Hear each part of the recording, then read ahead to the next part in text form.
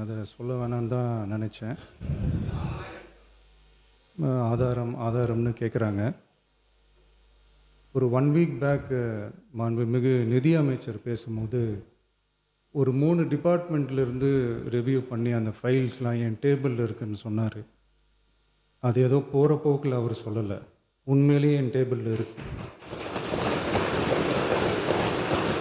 அத்தனையும் ப்ரூஃபோடு இருக்கு.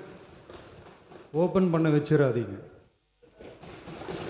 எதை எப்போ ஓப்பன் பண்ணணுமோ அப்போ கரெக்டாக எல்லாமே ஓப்பன் ஆகும். மாண்புமிகு இந்து அறநிலையத்துறை அமைச்சர் அவர்கள்.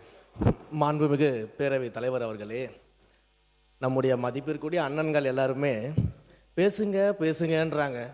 ஆனால் முதலமைச்சர் பேச ஆரம்பித்தார்னா, ஆதாரத்தை காட்ட ஆரம்பித்தார்னா என்ன நடக்கும்ன்றது இதிலிருந்தே நம்ம புரிஞ்சிக்க முடியும். ரெடியா? மாண்பு முதலமைச்சர் அவர்கள்.